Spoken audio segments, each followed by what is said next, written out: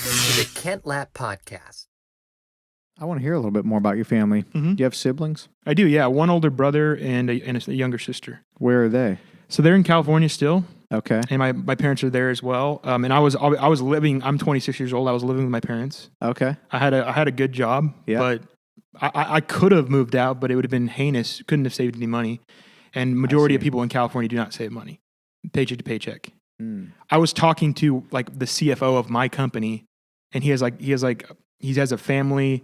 He's making tons of money, and he told me he was living paycheck to paycheck. And I was like, at the Christmas party last December, I'm like, okay, I got to get out of here. And he's from Florida, I think, and he was talking about. But it's like if he's living paycheck to paycheck, and I think his wife was staying home, but being a single income household was a joke. It's not going to happen. I mean, the question is like, at what point do people stop accepting the fact that the government's going to take 50%, 60%, 70% of their income, right? But isn't this one of those things where if we all just kind of flew in from outer space and we kind of scattered equally across states, and some states are going to take, you add up all the taxes, income and I mean, all of them, payroll, right, taxes, and I mean, there's so many taxes when you break them out. It's ridiculous how long that list is of taxes. But in some states, you're going to go to work and you're going to work hard, and that state's going to take. There, you're going to have about 20% of everything you earn taken. In other states, 60%. In other states, 40%. And over here, it's 45%. And over here, it's 65%. Like, quickly, we'd all be like, yeah, I love it here, but man, that's 65% compared to 20%. Boom, I'm moving. Yeah. But there's this, it's like the concept isn't of like putting a frog in a kettle of cool water and he's comfortable and you turn the heat on and doesn't feel it until he's dead. Yeah. I feel like that's how taxes is a lot of times absolutely. too, because we don't really just wake up one day and like, no. I'm not going to go to work and have 60% of my income taken. That's unacceptable. Right. I'm not going to work that hard. So when you think about 60% as a percentage of your income, that's one thing, but then think about working January through, what is that? January through August? Yeah. So you work January through August, and now you've paid off the government. Yeah. And now you get to work September through December, and you get to keep that. It's absurd. Yeah. It's absurd when you think about it in those terms. Right. But we don't think about it in those terms. We just think about it like, oh, yeah, taxes, blah, blah, blah, ha, ha. It's like, I wish it were lower, and we just go back to work. I mean, we're just like... Right. We're just like mechanical at this, you know? But then sometimes you wake up and like, no, I'm not going to do that. I'm going to move around and I'm willing to have someone take 30% of my income. I'm not willing to have someone take 60% of my income. But then you have plenty of those people like the guy with the family who's making probably decent income. Yeah. And apparently he doesn't want to move for whatever the reasons are. Yeah. And he's willing to go to work and have 60% of his income taken. And it's social ties. It's so, for me, I'm a single guy. If I'm going to move, let's move. Is the right time to do it. But I agree with that. People have so many social ties. My dad wants to move really badly, but my mom, her parents are still there. And, so there are people, it's hard for people to move. There's so many different reasons why. And it's interesting because this is the easiest time in the history of the world for someone to move.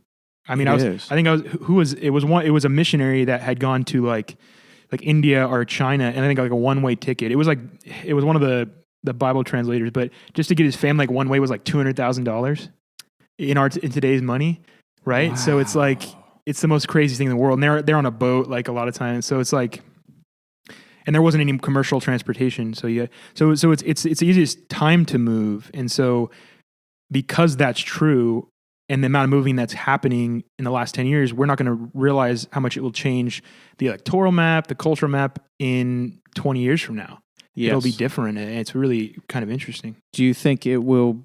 How will it be different? Because it's definitely going to be different. Do you think it'll be different for the good, or it's just going to move our problems around the country, or? I think it'll be for the good, but it'll be for the good because, like cities like Nashville are attracting a lot of different types of people, a lot of different types of voters, and different types of worldviews for a lot of different types of reasons. So it's putting everybody together. But because so much of our community has moved online, then you're still in this like worldview bubble, even though you're living with other people. So that's the problem. I mean, that is interesting. Yeah, that's interesting. Because talking about the Civil War, like how different the cultures were between the South and the North, and how when it got to that point, it was so irreconcilable. And so like you have this agrarian, antiquated culture in the South, so behind, decades behind the rest of the industrialized West, but they're fueling the crop for the industrialized West, digging their own grave, right? Before the Civil War, the South was screwed anyways. And so because they weren't industrializing like the other places. I mean, it's unbelievable the way, like the train station in Chicago, it was like the biggest train station ever. It was unfathomable. And they say, why do you build it so big? In like 10 years time, it was outgrown. So it was amazing how much that was happening in the Midwest coming from the Northeast. And then in the South, there was like this culture that was 100 years behind, not just in the way they think, which we're talking about, but the way they were built, what their economy is based on. So maybe that divide's still there. People talk about it's so divided nowadays.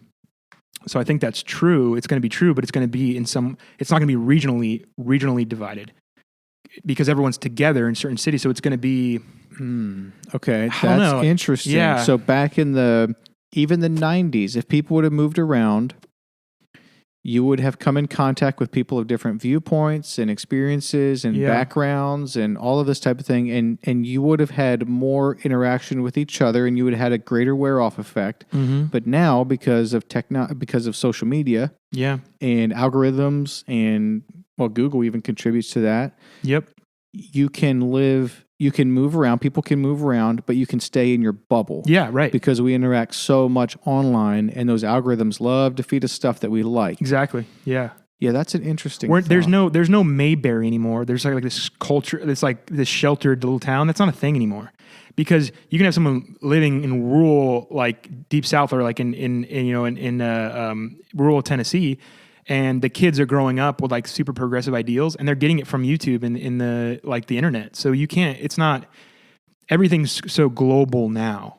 Everything's so interconnected. So yeah, it's like we're divided, but we're still living close by one another. I don't know what's going to happen if there would be a civil conflict, how that would come about. I don't know. See, that's a very good question.